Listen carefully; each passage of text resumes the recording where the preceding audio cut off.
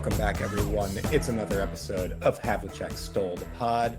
We've got myself, Alex Goldberg. We've got the Dr. Justin Quinn. And joining us today from ClutchPoints, Daniel Donabedian. Dan, how are you doing?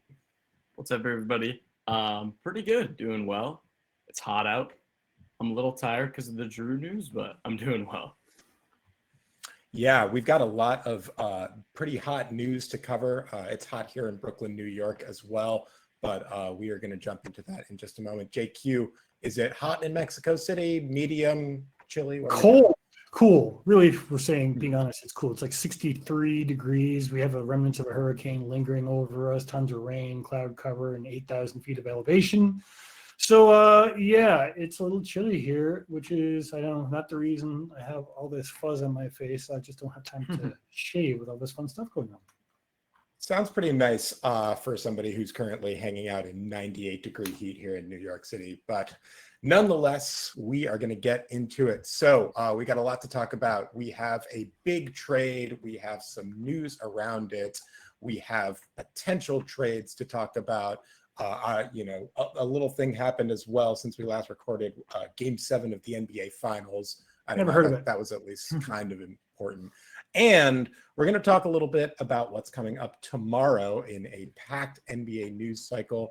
The Boston Celtics will be entering the NBA draft. That's going down tomorrow. We've got all sorts of things, and Daniel is going to break it down with us. Let's start at the top with the big one for Boston Celtics fans.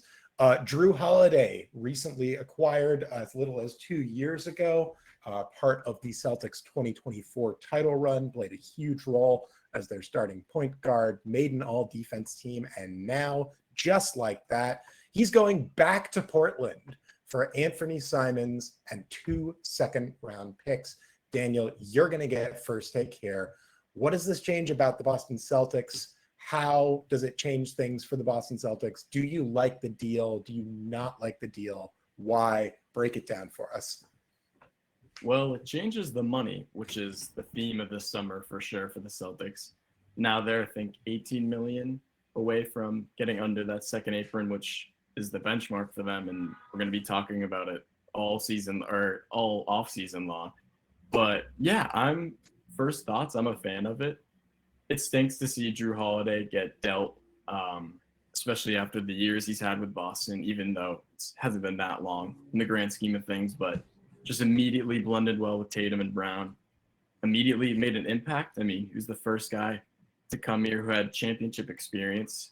Now he leaves and everyone else has it, and he was a part of that. But to get rid of his huge contract, get Simons on an expiring deal, which seems promising. He's a great shooter, which fits well into the system that the Celtics have. Not a great defender, but I still like the deal. He's younger. And like I said at the top, like they're saving money, which is the name of the game right now. JQ, how much money are the C's saving on the Jrue Holiday deal? And what does it do as far as their woes with the second apron, trying to get under that and generally improving their financial flexibility?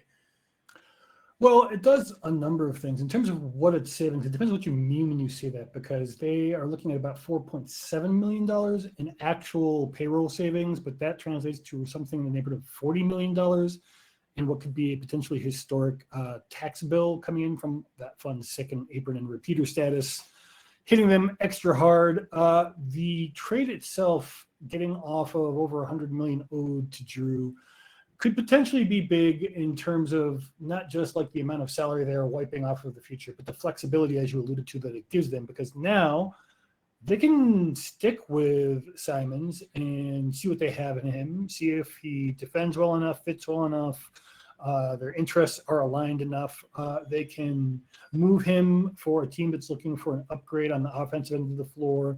You know, there are questions that remain about his defense, but they are also in a situation where now they have 2 contracts where if one of them walks, the other being Kristaps Porzingis and his $30 million contract, if either of these players walk at the end of next season, it won't have them in time to unfreeze some of those assets under the second apron issues that they have, like the harsher penalties that are kicking in this season.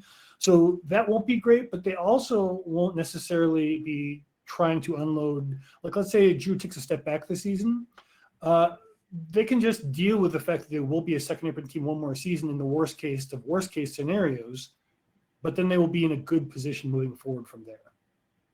Yeah, I mean, the main thing about this trade, as I think you both alluded to, is that it is providing more flexibility for the Celtics to either get under the second apron right now this offseason or in the near-ish future. I do want to talk about Simon's fit as a player, though, because I think a couple of us and a lot of Celtics fans generally are pretty intrigued by the fit. So, you alluded, Simons is young. I believe he's 26 still, I want to say. Yes. He is a pretty aggressive scorer. He's been a very solid three-point shooter and general bucket getter in Portland for a while, despite a crowded guard rotation there.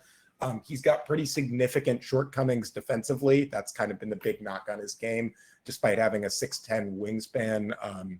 He doesn't have incredible court awareness on that end of the floor. The foot speed is not the highest, and he's not the most athletic guy. He's athletic, but not like jump out of the building athletic. But what he lacks there, he makes up for in pretty serious and consistent scoring punch. In terms of like kind of how the deal works, it reminds me a little bit of the Josh Richardson, Dennis Schroeder trial period deal, where Brad Stevens acquired both of those players. And I think the expectation was that neither of them would necessarily be a long-term fit, but if you got value for him, great. This reminds me a little bit of that, but with maybe more upside. But there are some redundancies to his game, specifically with Peyton Pritchard, who is fresh off of winning Sixth Man of the Year. He has been an elite bench guard, also has some defensive shortcomings, is probably not, he's a decent passer, but not considered to be an incredible playmaker. Not super athletic, but makes up for it in just raw scoring ability. He's an excellent shooter from three. He's a very crafty mid-range guy. He's gotten better at finishing around the rim. In some ways, Simons and Pritchard feel like they have kind of similar roles going into this. So Daniel, I'll kick it to you. How does this affect the rotation specifically for that point guard spot? Is Simons going to be starting? Is Pritchard going to start? And what is this team going to look like, given that both of those guys, to some degree, offer similar plus additives and similar negatives?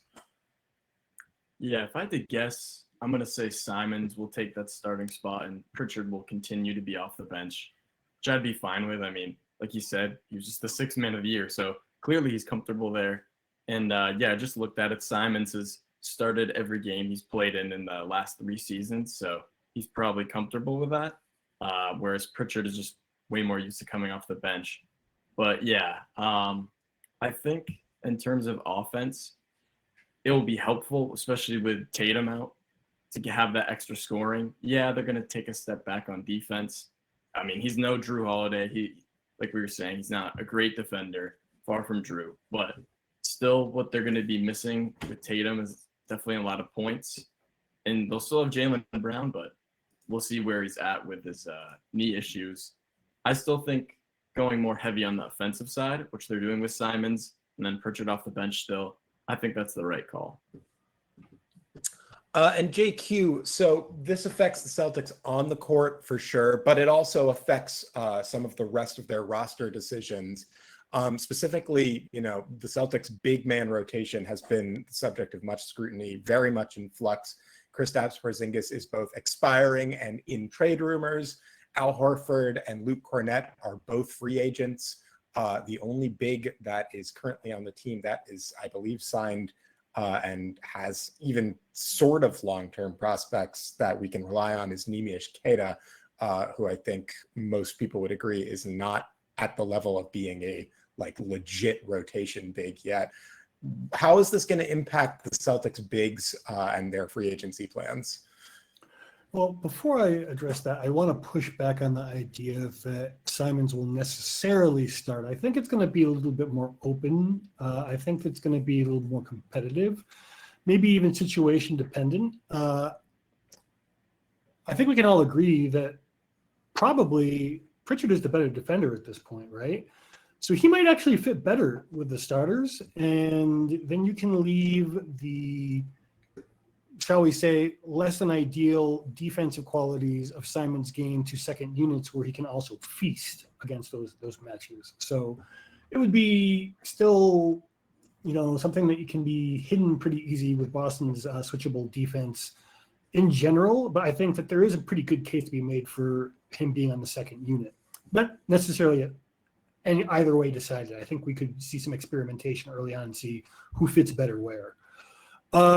In terms of what this does for potential rotation, I mean, it's going to make the team play a bit smaller until they figure out what they're going to do with the big men. This does not put them in a position where they are, quote unquote, safe to re-sign, like, let's just say, both Horford and Cornette to new contracts, and then just be like, all right, we don't have to worry about the second apron now. There are still moves coming, whether this means that we are all wrong about talking about Simons all this time. There is a good amount of speculation that he could be flipped again as an individual player for yet another cheaper player on a different contract, maybe even playing a different position, like a big man. Keta is not ready to be a rotation big man yet, obviously, but he needs to get burned, and this is the season to really get it and see what you have in him. So I do expect that we will see more of him occupying some space. But really, I think what we are all looking at now is what is going to happen with one of two players, both of which have been mentioned as fairly common trade options for Boston in these like second apron care scenarios. That would be Sam Hauser, who can fit into any traded player exception or mid-level exception that is his salary or smaller. And there are several teams, including the San Antonio Spurs, for example, who could fit him, which interestingly is a team that was linked to one of the other players that was mentioned very frequently so far this offseason in terms of being a player potentially on the way out, and that is Kristaps Porzingis. Just gave a nice health update. Thank you, Kristaps, for the health update. I don't know if they're going to buy that without some medicals, but the Spurs are, according to Jake Fisher in today's Steinline publication, talking about how, while not a likely destination, he is someone that they have been kicking around the idea of adding to the team. Yeah, there's been a lot of smoke after the Jrue Holiday trade that Kristaps Porzingis might be on the move potentially as early as the next 36 hours or something like that. It's getting pretty substantial at this point. I think I am now pretty firmly on the point of I would be surprised if Kristaps is still a Boston Celtic by this time, say, I don't know, Friday. There is another player, according to Shams Charania, that probably should also be thought about a little more with regard to these trade rumors. And this is relatively recent, but while nothing has happened yet, we're not breaking any news here, just to be clear, please don't aggregate that we are breaking any news. Shams is reporting that multiple teams have made significant offers for Jaylen Brown, that none of those offers have been accepted at this point, but there are multiple teams that are interested in trying to acquire Jaylen Brown. Daniel, I'll start with you. Kristaps, Jaylen Brown, Sam Hauser, three essential pieces of the Celtics rotation for that title run and really their whole team these last couple of years. Which one do you want to talk a little bit more about? And do you think, how many of those three guys do you think are going to be Boston Celtics by, say, the end of this week? By the end of this week, I would really assume Jaylen Brown would still be here. I mean, in the NBA times we're living in, you can never say anything for certain. Like Marcus Smart getting traded back then, didn't see that coming. But Jaylen Brown, I mean, he's the leader. He can lead in Tatum's absence. I just wouldn't see them moving him unless it was an absolute like home run deal, home run package. Sam Hauser would make sense. I mean, a lot of people were kind of talking about it last season, but when Baylor Shireman had those great games, kind of those offensive explosions, those good nights from beyond the arc and on defense too. Some people were rumbling about, oh, maybe a Hauser replacement. And given the money Hauser is set to make, I think that could make sense to move him. So I wouldn't be shocked by that. And yeah, like we were saying with Porzingis, what he posted, his health update, was very funny timing, I thought. Right after Jrue got traded, he's like, hey guys, I'm healthy, everybody. I'm back, ready to go. Yeah. Everything's Just the fine. timing of that was so funny. But yeah, another guy who could get moved. Him in San Antonio with Wemby would be kind of funny, just to look at optically. But who knows? Maybe they could stretch the floor and, dominate teams with their height. But everybody knows the risk of his health, and the Celtics do too, obviously. So he's another guy that I wouldn't be shocked if maybe they tried to move. But like Justin mentioned earlier, expiring contract, maybe they see how it goes and then let him walk this year if it doesn't work out. Well, speaking of teams that had, two really tall players and had that work out reasonably well, we should probably talk about how the Oklahoma City Thunder just won the NBA title, and it did so in pretty impressive fashion, both with, among other things, Chet Holmgren and Isaiah Hartenstein occupying significant rotation minutes. I guess I'm curious. So first off, are we surprised that the Thunder are the champs? Anybody? Let's just go around the horn. No, not really. No. I mean, I will be fairly open, and people who might have listened to some of our previous stuff will maybe remember that I felt there was a very strong chance, even when Boston was healthy before the playoffs started, that the Thunder were going to win the title. So the Celtics notably failed to repeat after winning their title in 2023-24. And this is the conversation we always have when a team wins the title. What do we think? Is this OKC team ready to go the distance, win 2 in a row, become the first team in the 2020s to do that, and really would establish itself as probably the first team with a legit shot at a dynasty since Golden State? Daniel, what do you think? They got as good a shot as in recent memory that I think really, the Celtics had a great shot, and then things kind of petered out with injuries and other stuff going wrong, but they have youth on their side. For the most part, they have health on their side too, I would say. The money works for the moment. It's going to change in a bit, but for the moment it works. And yeah, now they all have the experience of getting together for a tough run. They went to Game 7 multiple times, but they survived it. They got a great home crowd behind them. Obviously, they got the MVP too, so I think they got a shot, but I'm not going to say it like it's anything definitive. With the NBA nowadays, with how competitive it is, saying a repeat is going to happen for sure is just foolish. Yeah, you mentioned the state of the NBA and how unpredictable it is. I think one thing that nobody could have predicted heading into this Game 7, which was, an epic conclusion to a pretty incredible series. The unfortunate ending being Tyrese Halliburton tearing his Achilles, now confirmed. So JQ, we batted this around a little bit in our own kind of group chat offline, but we've now seen 3 major Achilles tears in the span of one playoffs for Damian Lillard, Jayson Tatum, and now most notably Tyrese Halliburton in an absolutely critical Game 7 of the NBA Finals.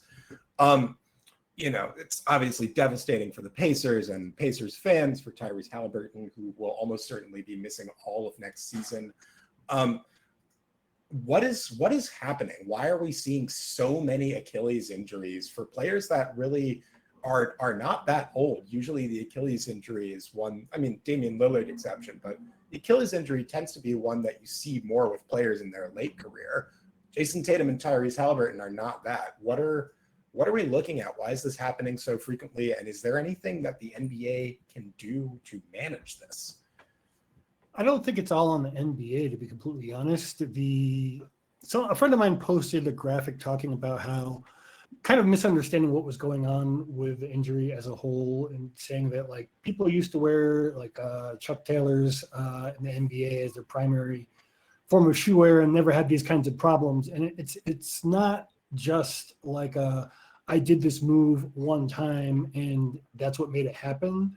My understanding, wrong kind of doctor to be clear, but what I've read is this is a repetitive stress injury that many repetitions of similar high stress activities over time tend to create it, and that individual physiology, et cetera, is a factor as well.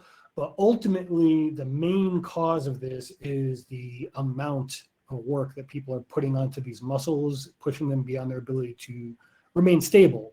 So the NBA could and probably should reduce games, right? But even if they don't do that, or even if they do, it's not going to be enough to solve the problem, because a big part of what the problem is, as I understand it, is the culture of basketball. To become a high-level pro, you have to put in all of these hours in AAU games, in the NCAA, and if you are going to be a star, then the expectations of playing for national teams, participating in international events, all of these things together, which we have seen Halliburton do, which we have seen Lillard do, and of course we have seen Jayson Tatum do, it's hitting the guys who put the most wear and tear on their bodies, not just this year, but over the course of their careers. These are people who played a lot of basketball since they were 12, 13, 14 years old.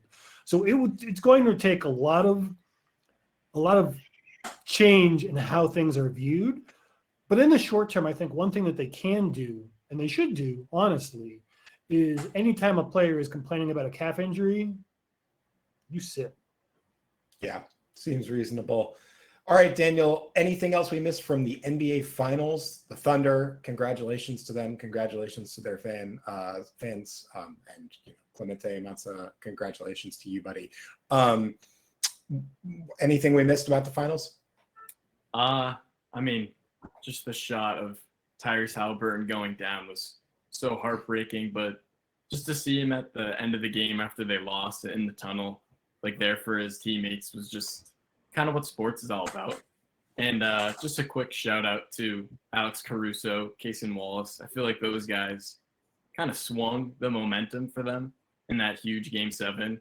And it's probably not going to get talked about as much because obviously the NBA is a star-centric league, but I think those guys kind of helped win it all for them. And the role players were just huge in that series. But yeah.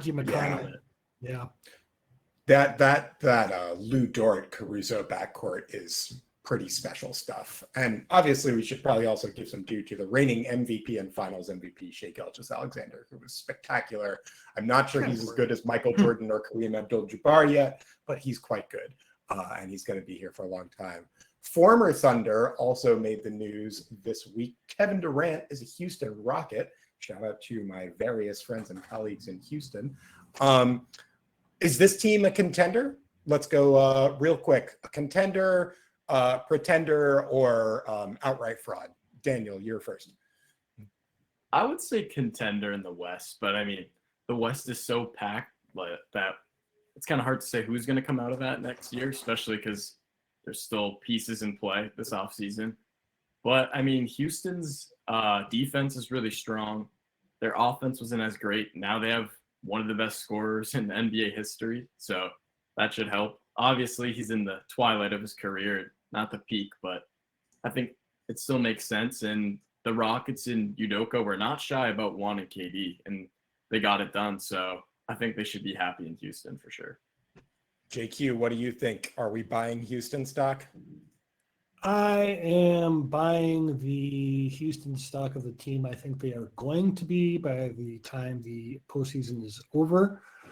But for now, I have them kind of on the fringe of contender status. They are a contender, I think. But to your point, Daniel, they're in the West. And Like if they slow walk Durant through the season and save his legs and hopefully his health for the playoffs, then I think they will be in a much better position than if he had, for example, gone to some other team like Minnesota, where they would have needed him to carry a much bigger load than he will be carrying in Houston. So I think it's a good place for him to land, but I'm not quite convinced they are truly a contender, other than the kind of contender that we saw with Indiana, where things click, injury stuff goes right until, in their case, it doesn't. But that kind of a contender, not necessarily like oh yes, this is one of the teams I expect to see in the finals. Yeah, I think they're somewhere in the middle. I think they're one of a handful of teams that could win the title if things break the right way for them. They are gonna, there's going to be some pretty significant factors. The young guys will need to develop even further.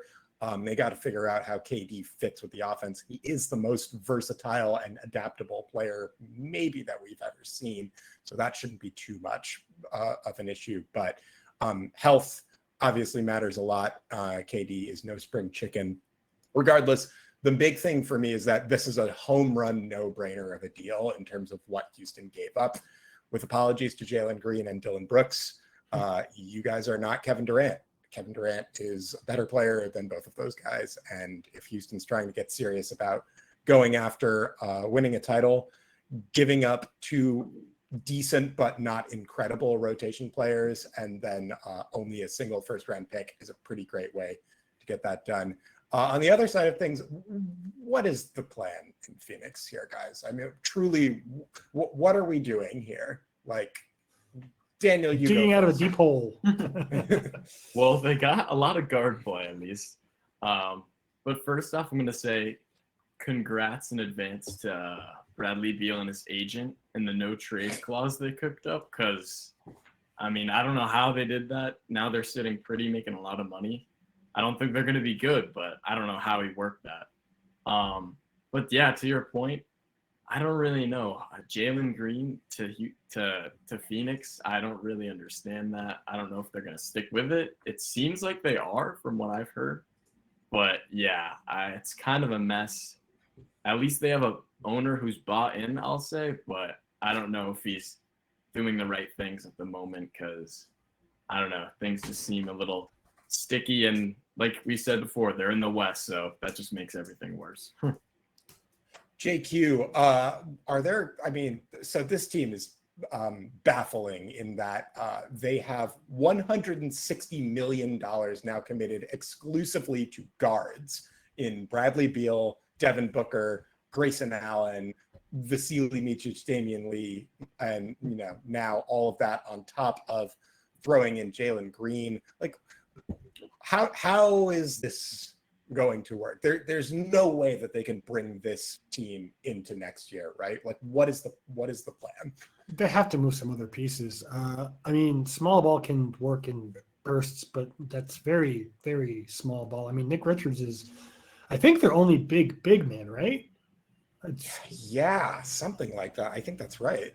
They got a plumber. Like, he doesn't play like, yeah, and he doesn't play like the full season or even close to it so far in his career. So, yeah, they definitely need, I don't know, Kristaps Porzingis would be an option. Not the right option, I don't think, but don't tell them I said that.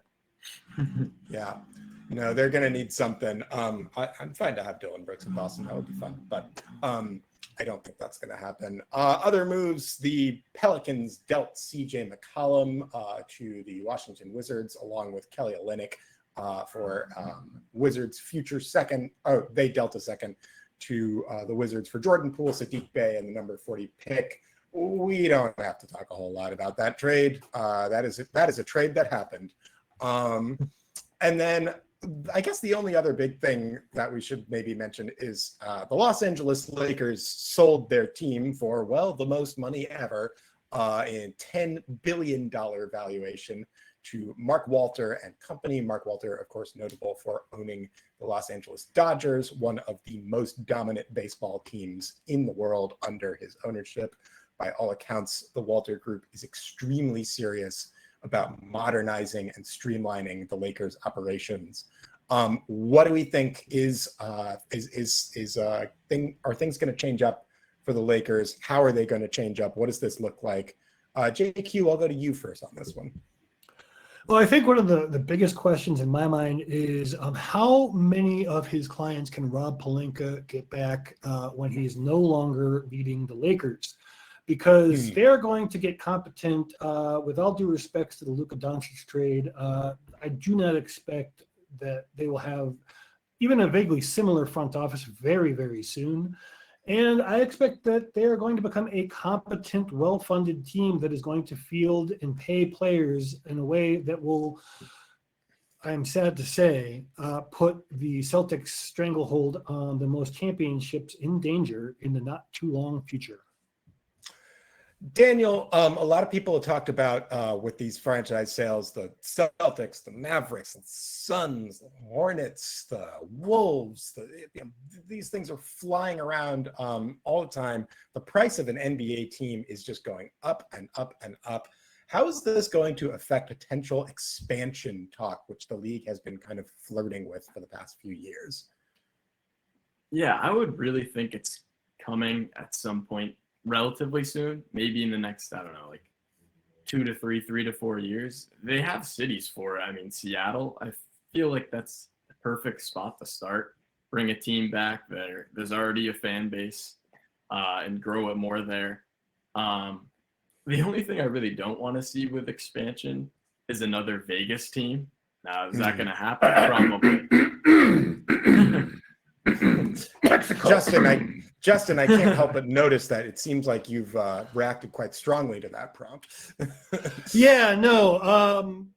There's going to be expansion to at least 2 teams. I don't know if Las Vegas is going to be one of them. It will probably be in the States, but Mexico City, that's another city that has been thrown about. And as I have been wont to do on this show very often, anytime this topic comes up, we have over 30 million regular viewers in Mexico alone, and all of Latin America as a potential TV market. There's good reasons to consider. I mean, look what happened with Toronto. You had an entire country rooting for a basketball team when they were in the finals. Not that that would happen anytime soon because of the way these things happen, but there would still be room for, if they were to keep things even and expand to 34 teams, which is something that has been discussed as a realistic possibility, for another either stateside or even Canadian team as well. So definitely something to keep an eye on. And with the Celtics selling at $6 billion valuation and the Lakers at $10 billion valuation, I have seen estimates for the buy-in cost as high as $6 billion, which I think a $400 million windfall for every team in the league. I think most owners would be like, yeah, fine. So I do think that expansion to at least 2 teams is coming very soon. I hate to be the guy pouring cold water on things, but I think given the frosty relationship between the United States and Mexico, for various reasons that we don't have to get into, I would be a little skeptical of a Mexico City NBA expansion team in the next. In the short term, in the next, say, 3 years, just picking that number, 3.5 years, yeah. And I do think, for what it's worth, that I'm sorry to say this, Daniel, I think Vegas is the clubhouse leader. I think it's extremely likely that they will get a Vegas team. But no, I think you're right. I just don't want to see it. Not there, but I think you're right. I mean, they already got WNBA. Baseball's coming very soon. So they got hockey. Yeah, hockey in a championship already. So, yeah, I could see it. Well, Daniel, I hope you can see what's coming next, because we're about to jump into a very fun segment of the pod that we try to do every time that we have a guest and a 3-man or woman or whatever booth here. It's the steal, folks. Havlicek Stole the Pod. And Daniel, you're stealing the pod right now.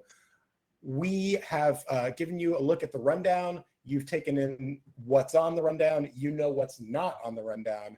You get to direct the pod anywhere that you want to go. What would you like to talk about that is maybe not on the rundown? Well, we've referenced it a little so far, but I want to just talk about the insane league parity going on in the NBA right now, especially in comparison to the other major professional sports leagues in America. We got the first time in NBA history where there have been 7 different champions in 7 years. It's never happened, which is crazy. And the new CBA plays a big role in that. And then I think this is even more crazy, and not a lot of people are talking about it, but there haven't even been repeat conference champions since the 2019 Warriors. So not only are we getting new champions, we're getting new matchups like every one of the last 6 years. No other league can say that. I mean, we just had the Panthers play the Oilers, the same exact matchup in the Stanley Cup. The Dodgers are looking like the favorites again. They just won the World Series. They won during the COVID year too, if you want to include that. So they repeated as NL champs. The Eagles and Chiefs have played each other multiple times. The Niners have made it to the Super Bowl. Like in every other sport, we're just seeing some of the same teams, less parity. And then the NBA is just totally straying away from that. And there's a good amount of debate of whether that's good or not. Maybe that might hurt some of the fans and their like loyalty to the teams and how players are going to have to be dealt sooner than they maybe like due to the financial restrictions. But I at least like the crazy aspect of it where you never really know what's going to happen. That's kind of what baseball is like usually, not the NFL, but at least the NBA can say that now. And in a time where the Celtics and Lakers have pretty much won all the championships, I mean, or most of the championships, it's fun to see. I was just going there, as the resident old person on the show who was actually alive and technically watching Larry Bird take on the Lakers in the 80s. And then looking back at the 60s when they were taking on the Lakers almost every time, the Sixers as well, I think, for at least two of those matchups. But we have these great rivalries taking shape in sports because of that lack of parity in those eras. And it would be easy for me to look back with nostalgia on those classic matchups, those battles to get, conference championships, to get to the finals and ultimately titles. But after watching Indiana come the fuck out of nowhere in the latter half of the season and just keep us literally distrusting our own eyes till the buzzer sounded over and over, and I have never seen anything like that. And if there is an argument to be made that parity is why we got that, then sign me up every goddamn year. Do we think that there's anything being lost in terms of the kind of great rivalries in, the sport history? Yeah, obviously you can't have Celtics Lakers every year, and I think most fans would not be thrilled by that. But, one of the cool things about the NBA is the history that these great matchups have built up, where you see teams going up against each other in super high stakes moments in the playoffs over and over and over again. And now with the kind of not randomness, but with the parity that kind of has really tipped the league over, and seeing a different matchup every time. Is there anything lost by that, or is it all full steam ahead? This is good for the league. What do you think, Daniel? I think right now might be hard to see. Maybe in a few years we could have a better take on that. But I get what you're saying. Like, I still think those rivalries might pop up every now and again, just because how the conferences are built and like the playoffs. There aren't too many teams that usually make it that far. So maybe those old rivalries will be reignited again. Maybe the Celtics will see the Sixers again.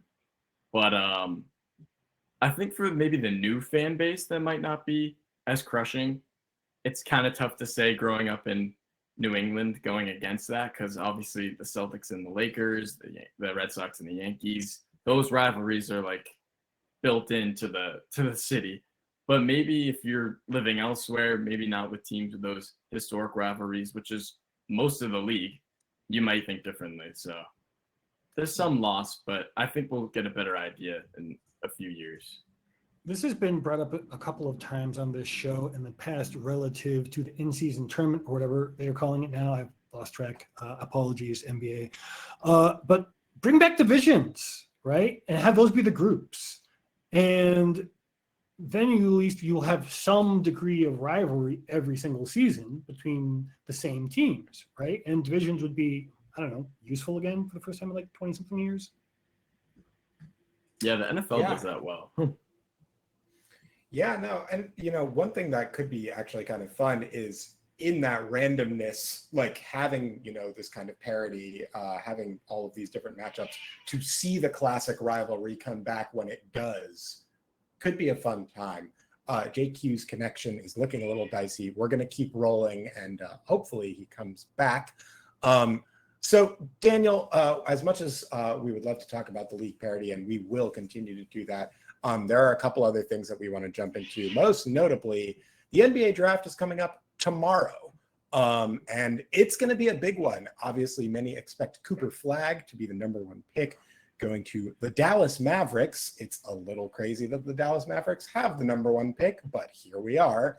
Some other, huge names: Dylan Harper, VJ Edgecombe, Ace Bailey. I mean, this draft seems like, by all accounts, it's going to be pretty stacked. And the Celtics are in an interesting position. They've got the number 28 pick. They've also got, at the top of the second round, the 32nd pick. And they've worked out a bunch of different players to that effect. We're going to kind of split this up a little bit, and each of us is going to take a stab at a couple of different scenarios and what we would do if we were in Brad Stevens' shoes.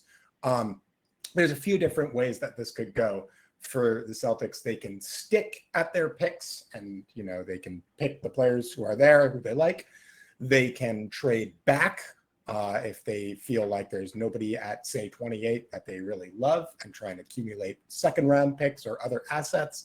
They can trade up, maybe by packaging picks to get into, say, the middle of the first round, or maybe even the late lottery. And then they can also trade out of this draft entirely if they would prefer to do that. We've taken stock of this, and we've each generated some paths and some thoughts on who we're going to take, and then different scenarios. We're going to start with option one. The Celtics trade up. We're each going to go around the horn and talk about what that would look like in our expectations, what that could look like, and who we'd want in those situations. Daniel, you're up first. What is your Celtics trade up scenario? Yeah, so I said the 28th pick, so their first rounder, and then Sam Hauser for Chicago's 12th pick. And then with that pick, I think select Derek Queen, kind of a tournament hero out of Maryland. I mean, he's got good size. He's a good scorer, rebounder, not a great shooter, but I think they could develop that with like most players in the NBA. And then the Bulls made the most threes kind of quietly behind the Celtics and Cavs last year. So maybe they want a guy like Hauser, who's just a pure shooter. And like we said, moving away from Hauser, especially with Baylor Shireman on the roster, could make sense. The only maybe downside is that Queen is a little bit younger, and I don't think that's what Joe Mazzulla necessarily prefers. But yeah. Can I just say that this trade up scenario rocks, and I would absolutely love to have Derek Queen on this team. I think Derek Queen has a lot of cool things about his game, and is going to be a good player. I think he's definitely got some shortcomings. He's not going to be a perfect fit from day one, but just on a personal level, I really like watching Derek Queen play. He's got a lot of like fire and nastiness to him. He's like very old school. He's a great passer. He can roll downhill. This player was like built in a lab for me to be in on. My scenario was not as bold, but I really hope yours happens. I also packaged the 28th pick and Sam Hauser. I sent them to Memphis for the 16th pick. My thinking being Memphis might need a little more shooting in the post Desmond Bane world. I know they got Cole Anthony, but they still don't really have that just wing catch and release shooter that can move around off ball and do that kind of stuff. They have a couple of guys who can sort of fit that description in Luke Kennard and a few others, but Sam Hauser would kind of help to fill some of that void. And for me, with the 16th pick, looking at mock drafts and guys who might be available there, Derek Queen will probably be long gone by then. I would have the Celtics selecting Kasparas Yakushionis. And I will be honest, I don't know where he is from. But Lithuania, I believe. Lithuania sounds right. But I like the size. I like the fact that he can shoot. I like that by all accounts, he is a good defender. And I like that he has been playing against adult men in the EuroLeague, which I think is always a positive indicator of potential competitive success. I don't know that this will happen, but if Brad Stevens does trade up, that would be a guy that I would be taking a look at for sure. JQ, what about your trade up scenario?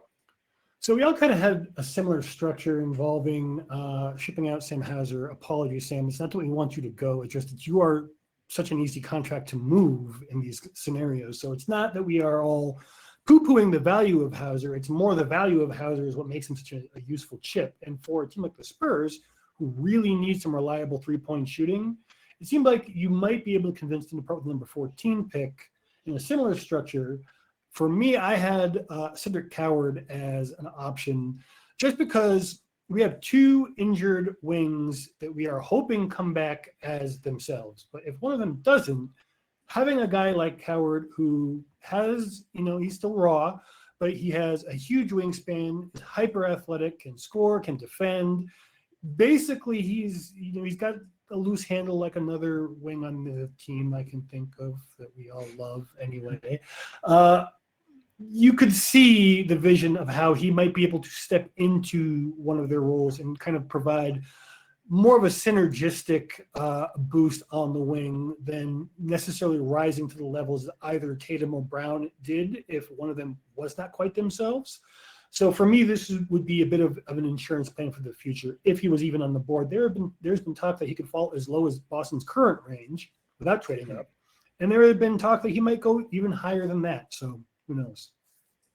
JQ, we're going to go reverse order now, and we're going to switch it back to you. You have an interesting nugget to add for your trade back scenario, which you can feel free to throw in there. But you have a pretty good one on here. What does trading back look like for the Celtics in your eyes? So in this particular one, I think you will have to move out of the current draft for at least some of it. You might be able to find, I looked really hard, and I had a really hard time finding multiple picks from the same team in this draft, right? There are some that you could do, but like getting the value for it isn't really there for the teams with two picks in the second round, past where Boston is. So for this, I had the number 32 pick for the Utah 43 and 53 plus a 28 fake second that they had that would be the worst of Detroit, Charlotte, the Clippers, Miami, or the Knicks, which means it's not going to be a very good pick. But it will be a second round pick. It's kind of like one of on the borderline fake first that you just throw in a completed trade, but you can get a prospect in that range. It's at least worth developing. So that was my thought. Speaking of those prospects, anybody you would have in mind in this scenario? For these particular ones, one of whom I actually got the chance to speak to today. I'm still waiting on the interview. Very interesting. Love you guys. This would be Kobe Bray. He is the guy I am most interested for the second round pick that the Celtics control to be used on, assuming that they use a first round pick on a big man or some other method like we just talked about to land a big man for the future. Bray is one of the most prolific shooters at the NCAA level during his time in college, 4 years at Dayton, 1 at Kentucky. I mean, granted, it wasn't a Calipari Kentucky roster, but it's still Kentucky. And he held up in conference play at a much higher level than what he experienced at Dayton. Looked almost exactly the same. Shot nearly 50% from the field at like 6 attempts per game when he was with Dayton for his final season. He is an amazing shooter. He can shoot in a variety of ways. The biggest I'm so sorry. I need to interrupt you. Go ahead. Because we have some breaking news. The Boston Celtics are trading Kristaps Porzingis in a 3-team deal with the Atlanta Hawks and the Brooklyn Nets. Porzingis will be going to the Hawks. Terrence Mann and the number 22 pick will be going to the Brooklyn Nets. And George Niang, Massachusetts native, will be coming home to the Boston Celtics along with a second rounder. Go figure. Speaking of second round picks. Yeah. That is Wow. so. Let's talk about that. I love you, Kobe Bryant, but let's talk about that. Yeah, let's talk about that. All right. Immediate reaction. Daniel, we're going to you first. Celtics send out Kristaps Porzingis in a second, and they get George Niang and a different second. I mean, I'm a little biased. I'm from Wyndham, exactly. That's only like 20 minutes away from Methuen, Mass. So I'm very familiar with where Niang's from. I mean, he's a good shooter. He's been a pest against the Celtics too in a few of his games. But this is definitely interesting. I mean, like we were saying earlier, Porzingis seemed like he could be on the way out. Now they got out of his expiring deal. I'm not sure on the math, but they're probably doing a lot more better financially at the moment. Oh, they sure are, because the Boston Celtics are now out of the second apron with this deal. That's what I was about to check. Thank you for saying me doing that. Yeah, okay. I kind of thought so, but I wasn't sure.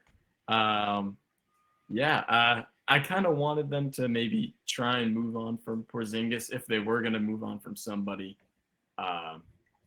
So I guess first thoughts are positive, but I guess we'll see as things develop. Definitely give some support on the wing with Niang, which is helpful, particularly with Tatum out, and if Alford did come back, we don't think he's going to be playing very many minutes this season, at least not until there is a Jayson Tatum back or a reason to believe that a deep playoff run is going to be on the table. Presumably, in such a scenario, they'd be saving him for the season after that if he does come back. Now, I think the question is, do they move off of Sam Hauser still to retain one or both of Horford and Cornet? I think they do. Yeah, I'm just pulling up right now as we speak the George Niang contract. So right now, George Niang is slotted to make $8,200,000 next year, and then he is expiring. That is it for the George Niang contract. So the Celtics are saving a lot of money. Specifically, they're saving something like $22 million in terms of total salary off of this deal. I mean, and let's be clear, this is what this trade is about. George Niang, fun guy, solid player, very irritating for other teams. So happy to have him on the team. I always love when the Celtics get guys that annoy other teams. But this trade is about one thing and one thing only, and that is getting off the Kristaps Porzingis contract. To me, it is very interesting that they did all of this right before the draft.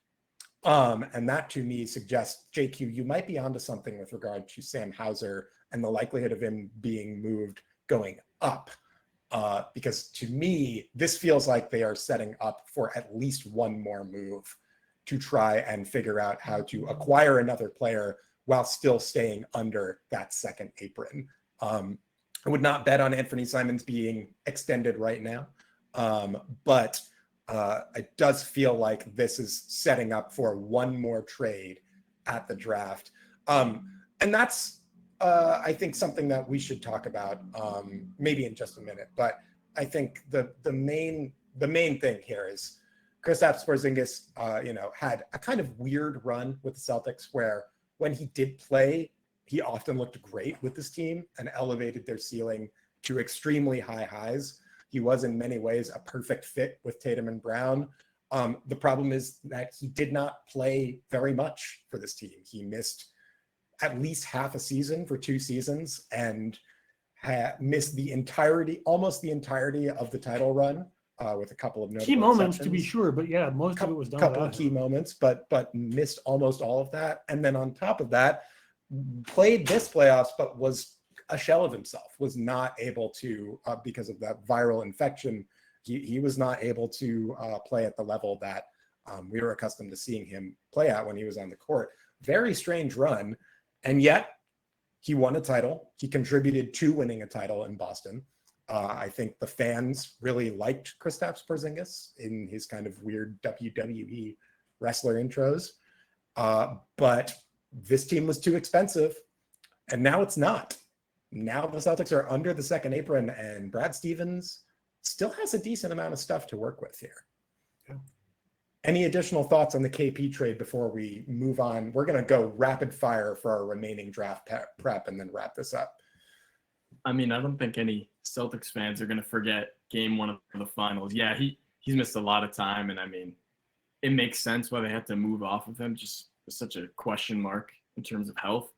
But that game one, I mean, kind of justifies it all. Like, they got the title they wanted. They accomplished what they set out for with Jrue and Porzingis. They're kind of like mercenaries. I mean, they came in, won the title, got paid. Now they're out. But I think it worked out, and both sides are going to be pretty happy at the end of the day. It might seem a little bit weird to be a Celtics fan where we are used to seeing title teams stick together for a long time, players stick around for a long time. But I think this new CBA and this new parity environment, this is just what the new normal is going to be for the most part. And if you see a player last even a full contract with the team under this new regime, I think it's going to be a pretty considerable achievement. And the only other thoughts I have for Kristaps, as much as I love his contributions to the Celtics, is the best ability is availability. The only other big thought that I have around this is, to me, this just establishes something that I think Brad Stevens has been pretty open and on the record about. For as good as Jrue Holiday and Kristaps Porzingis were, the core of this team is Jayson Tatum, Jaylen Brown, and Derek White. And I don't know that that's going to be changing anytime soon. It might. The new CBA is weird. You never know. But at least for now, it sure seems like the plan is to build around those three guys. And maybe Al Horford as well. All right, let's wrap up. Let's rip through the rest of our draft scenarios. For the trade back option, I threw out the number 28 pick to Detroit for the 37th pick this year, 2 second-round picks in 2027. I picked Tyrese Proctor because he's a Duke guard, and the Celtics love Duke guys. But my thinking was Detroit basically is trying to get aggressive, win now, acquire some top-end talent, take a swing at the end of the draft, and Boston can break that one pick up into a few seconds. Daniel, your trade back scenario. Yeah, this one was probably maybe the least confident about, but I did the Celtics 2 picks this year for Orlando's 46th pick this year, and then getting a 2026 second rounder and a 2027 first rounder from the Magic back. And admit I'm a little biased here. I think they could use that 46th pick on Eric Dixon. I went to Villanova. I got to cover the team. I saw him play. I mean, he was there longer than me, which is kind of crazy. He's an all-time leading scorer. He can shoot from three. He's built like a linebacker, but he can score better than you'd think from outside based on his size. And yeah, he'll be available later. So maybe they take a flyer on him. I had Eric Dixon listed in my trade back. Thank you for asking. Or Micah Peavy or Max Shulga, also guys like both of these, like all of these guys are like either good on one end or not the other. Good, like Dixon is great offensively. He has questionable on defense. Like Max Shulga, great offensive player, combo guard, not a great defender. Micah Peavy, great defender. The offense is so like that. Anytime you're trading this far back in the draft, you're going to get a player who is not a complete player, or they wouldn't be available. We're not going to talk about the scenario of what the Celtics do with the pick that they just acquired for the Porzingis trade, because we don't actually know what pick it is. So we're going to wait on that one. But assuming the Celtics stick and just pick players at the draft picks that they have, which we know for sure are 28 and 32. Daniel, who are they taking? Yeah, so I'll start from the bottom. I'm going to say 32, big name that's been mentioned, Ryan Kalkbrenner out of Creighton.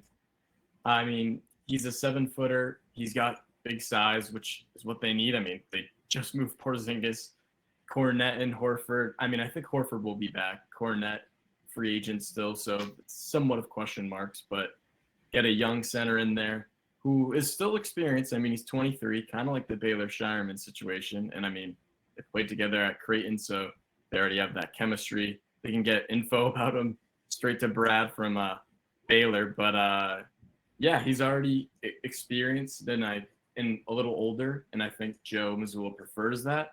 He's a good shot blocker, and he's also not afraid to take threes, which is good for the Celtics system. And then, sorry, did you mention at 28 as well? Oh, Cam yeah, Jones? 28. I also put Cam Jones out of Marquette. He's a really good defender, pretty feisty on ball. Little Jrue Holiday like in that way. Good finisher too. Can move the ball well. Bit of a facilitator. Not a great 3-point shooter, but neither was Jordan Walsh, and the Celtics still picked him, so can't rule him out. And then I guess I'll just do a quick nod to Walter Clayton Jr., champion out of Florida. Al Horford even mentioned playing with him. I don't know if he'll be available at 28, but he could Probably be a guy. not. But as a Yeah. Gator alum myself, I approve. Oh, okay. I didn't know that. But There you go. yeah, he's a dude I think where it's like best available comes up rather than a best fit. But yeah, maybe they take a chance on him and improve the guard play a little more too. Yeah, it's interesting that you mentioned Cam Jones. If the Celtics stick, I have him going to the Celtics at 32. He's been mocked end of first, beginning of second in a lot of places. Feel like there's a chance that he is going to be available at 32. I think he fits the mold of a lot of guys that the Celtics have had in the past. Your Marcus Smarts, your Jordan Walshes, Tony Allen's here and there, even if you want to go that far. Dog defensive guard who can kind of play make and is maybe not the best shooter in the world. That's a classic Celtic archetype. And I could definitely see them taking Cam Jones at 32 if he's available. For me, the guy that I am most intrigued by at 28, the guy that I frankly would be the most excited if the Celtics were to take them, Maxime Reynaud, who is out of France. The Celtics just traded Kristaps Porzingis, it's true, 7'2" sharpshooter and, post guy and general big man who can shoot. The thing about Maxime Reynaud is that he is basically Kristaps Porzingis light in terms of how he plays. He's a decent shot blocker. He's very tall. He's an excellent 3-point shooter. He is also young, and I think critically, he's doing the play against grown men thing, which I appreciate and think is potentially very valuable. Reynaud, I think, would be interesting. I'm not sure that his upside is as high as as some of the other players in this draft. I think to some degree, he is probably closer to what he's going to be in the NBA now than some guys who might be more long-term developmental pieces. But if the player that he is right now is closer to what his destiny is in the NBA, that's still a pretty good player. And it would be a useful one to have on this team, particularly now in the absence of Kristaps Porzingis. Reynaud would be the guy that I would pick, but that's just me. JQ, who would you pick, assuming you suddenly are in Brad Stevens' mind and the Celtics stick at their current picks? Well, I think that y'all both have great ideas, particularly with Reynaud. I'm a big Kalkbrenner friend also. I was hoping in order for Reynaud and then Kalkbrenner. I don't think it's very realistic based on what I've been hearing about Danny Wolf, because he's moving closer to the lottery range at this point from what I've been hearing in terms of like projections. That doesn't mean he is, but I'm assuming he's not going to be around. But either like one of those two kind of like poor man's or maybe rich man's, depending on availability, Kristaps Porzingis clones or Tall Rondo, basically. For the 32nd pick, again, Kobe Bray. I really would love to see him in Boston. Or if he is not available, Chaz Lanier of Tennessee. He's another great shooter, solid defender. I think really capable rotation player with a little bit of upside for maybe like a super rotation player / low level starter coming from him. But honestly, I think if we were to pick any of the things that we were talking about, I know that was something that we were going to talk about. I'm still pretty infatuated with Daniel's idea for trading up for Derek Queen. I think that sounds like a fantastic, that would be the one, none of mine. I would pick that one, honestly. That would be really, really cool. I would love to see that. I think I agree, Daniel. I think that actually would be the coolest thing. If they stick, though, I want Reynaud. Yeah. And then there is the other option, which I don't think any of us think is going to happen, that we should just at least give passing mention to. Celtics just trade out of this draft completely let's really quickly go through our scenarios there. Daniel, you get first crack. Yeah, I just did both the picks for the Celtics this year for the Warriors first rounder in 2027.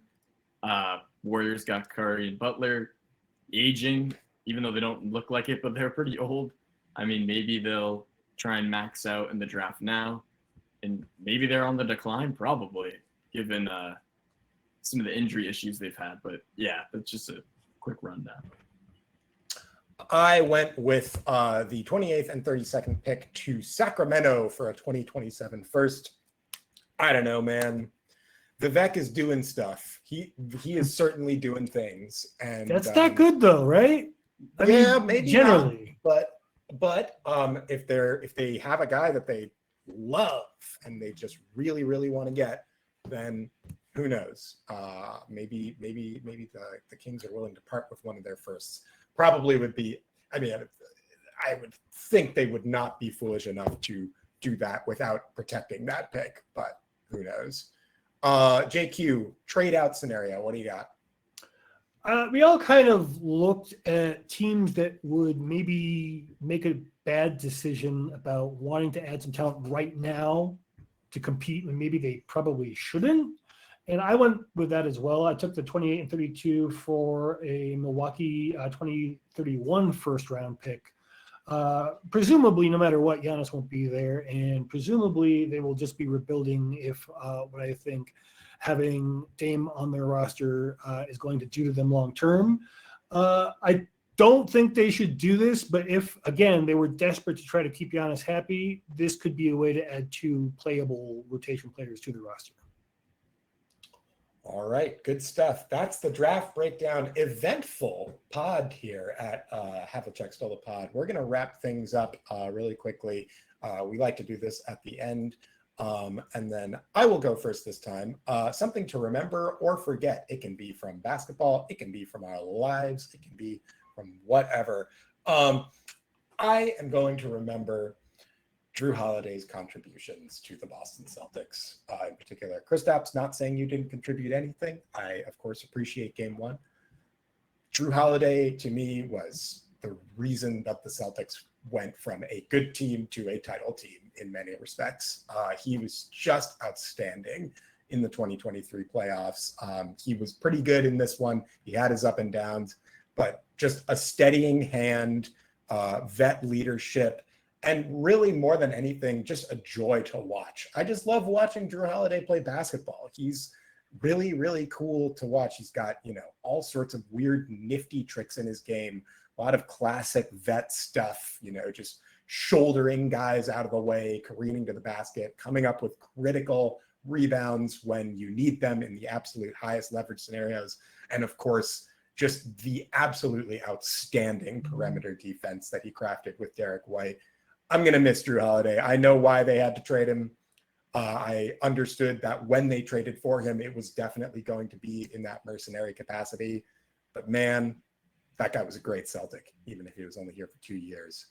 JQ, something to remember, something to forget? What do we got?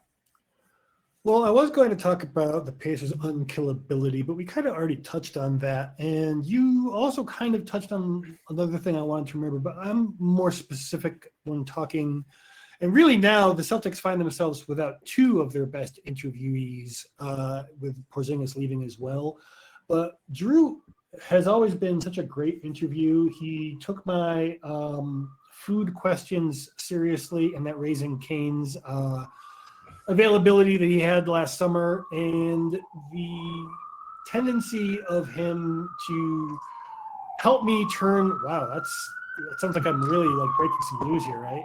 I love New York is always interesting, especially on election night. Anyway, continue. Indeed. No, but his ability to help me turn a conversation with him about Zenny Optical into basketball conversation is just, he's such an easy interview, and the Celtics are going to be, I won't say more boring without him, but the answers will definitely be less rich without both him and Porzingis.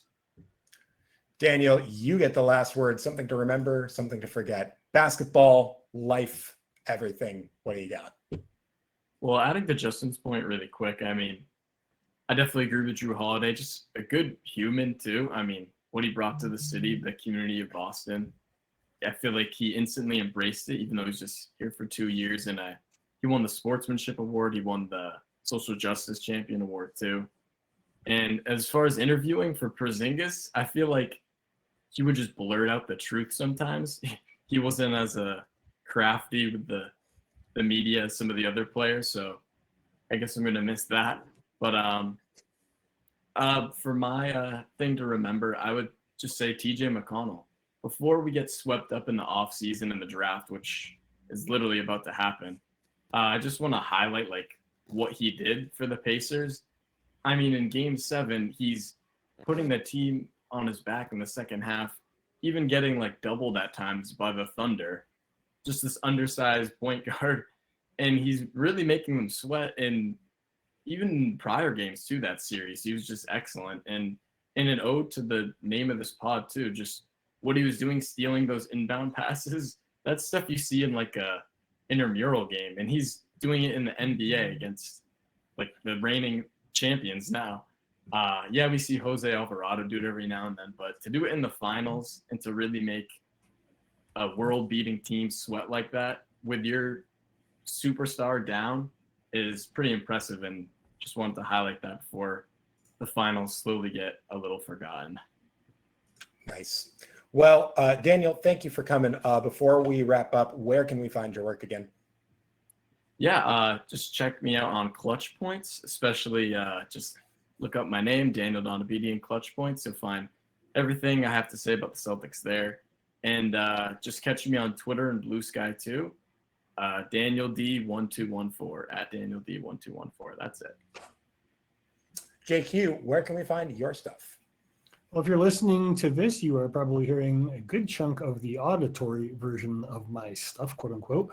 And of course, Celtics Wire, as per usual. And I'm going to need to run very shortly and go talk about this Kristaps Porzingis trade. Woo. Me too. Nice. As always, you can find my stuff, well, just posting. Follow me on Blue Sky. I'm not really writing anything, but I do release music sometimes with Divine Sweater, which is a fun band that you can stream everywhere and follow on Instagram and all that fun stuff. Anyway, I am your host, Alex Goldberg. With me, as always, is Dr. Justin Quinn and Daniel Donabedian here with us to break a really important Celtics trade, all sorts of other fun things, draft review, etc. This has been another episode of Havlicek Stole the Pod. And hopefully we'll have more steals for you very soon.